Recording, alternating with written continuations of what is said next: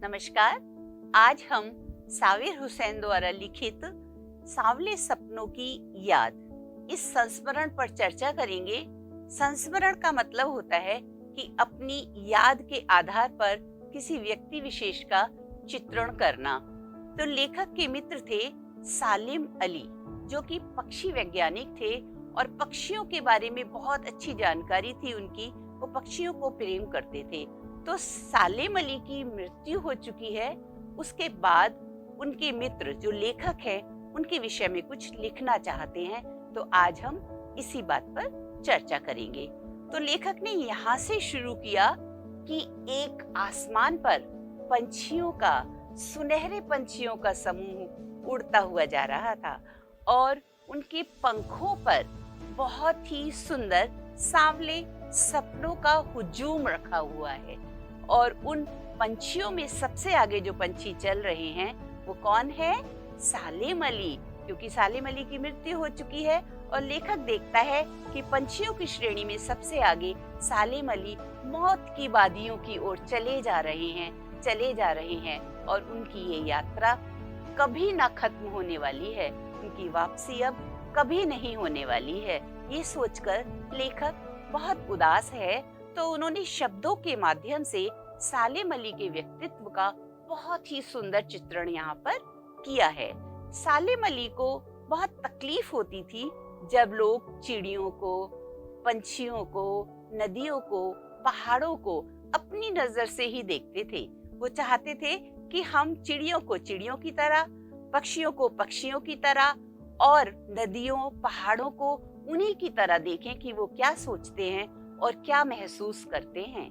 सालिम अली के बारे में लेखक ये कहना चाहता है कि आज भी सदियों पुराने वृंदावन की अगर हम याद करते हैं तो वहाँ यमुना का सांवला जल और कृष्ण की खूबसूरत बांसुरी की आवाज हमारे मन को आज भी मोह लेती है।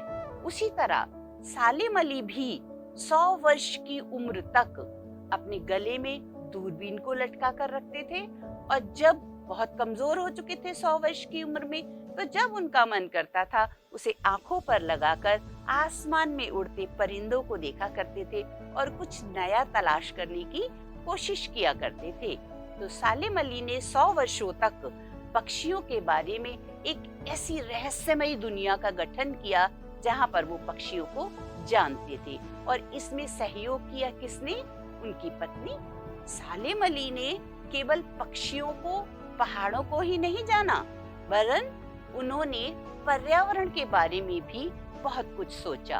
केरल की वैली, साइलेंट वैली में जब पता लगा कि रेगिस्तानी हवाओं से वहां पर नुकसान हो सकता है, वो जमीन बंजर हो सकती है, तो उन्होंने हमारे पूर्व प्रधानमंत्री चौधरी चरण सिंह के पास जाकर इस पर चर्चा की। और चौधरी चरण सिंह, आप जानते हैं कि एक किसान परिवार से थे और मिट्टी की खुशबू उनके रक्त में थी, उनके मन में थी।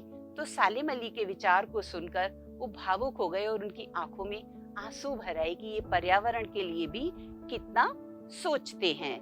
तो इस कहानी में उन्होंने ये बताया कि पर्यावरण की भी बात की उन्होंने और पक्षियों की भी बात की। अब दोनों ही नहीं है, लेखक कहता है दोनों ही नहीं है। दोनों में कौन? चौधरी चरण सिंह और सालिम अली। तो लेखक सोचता है कि अब पहाड़ों पर जहाँ पर बर्फ जमी हुई है, वहां पर घने दरख्त हैं, जंगल हैं, पेड़ हैं और उनमें रहने वाले पक्षियों की परवाह कौन करेगा? कौन उनके बारे में सोचेगा? क्योंकि दोनों ही अब नहीं है। लेखक ने इस कहानी में एक और पात्र की भी चर्चा की है, D.H. लॉरेंस।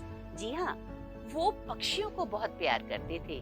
उनकी मृत्यु के बाद उनकी पत्नी फ्रीडा को ये कहा गया कि आप लॉरेंस के बारे में कुछ लिख कर दीजिए, क्योंकि वो लेखिका थी। फ्रीडा कहती हैं कि मैं तो उनके बारे में कुछ लिख नहीं सकती, लेकिन हाँ, मेरी छत पर बैठी जो गौरैया है वो उनकी बहुत अच्छी सहचरी है। वो आपको लॉरेंस के बारे में बहुत अच्छी और बहुत खूबसूरत बातें बता सकती है। इससे पता लगता है कि वो भी पक्षी को कितना प्यार किया करते थे। बच्चों, सालिम अली ने अपनी आत्मकथा लिखी द फॉल ऑफ स्पैरो, उसमें उन्होंने पक्षियों के बारे में बहुत ही खूबसूरत जानकारी दी है। जब आप उसके बारे में पढ़ेंगे तो जान पाएंगे कि पक्षी भी हमारी तरह ही व्यवहार करते हैं, हमारी तरह ही प्यार करते हैं और हमारी तरह झगड़ा भी करते हैं। बच्चों, इसको जरूर पढ़िएगा ताकि आप जान पाएं कि वो पक्षियों के बारे में क्या सोच रखते थे। अच्छा, एक बात और है, लेखक ये कहना चाहता था कि सालेम अली ने पक्षियों के बारे में ही क्यों लिखा, या पक्षियों से ही उनको इतना प्यार क्यों हुआ। तो उन्होंने जिक्र किया है एक उनकी बचपन की घटना का कि जब सालेम अली बहुत छोटे थे तो वो एक एयर गन से खेला करते थे और उस एयर गन से एक गौरैया को चोट लग जाती है और वो मर जाती है। तो उन्हें जब गौरैया की पीड़ा को, दर्द को, दुख को देखा तो उन्हें लगा कि हमें पक्षियों से प्यार करना चाहिए और मैं ये जानना चाहूंगा कि इसको कितनी तकलीफ होती है जब हम पंछियों को कैद करते हैं, पंछियों को परेशान करते हैं। तो अब अगली कक्षा में हम जानेंगे इस संस्मरण की खासियत कि हमें अपने पर्यावरण को और अपने पक्षियों को कैसे सुरक्षित रखना है ताकि हम एक खूबसूरत संसार में अपना संसार बना सके। तब तक के लिए धन्यवाद।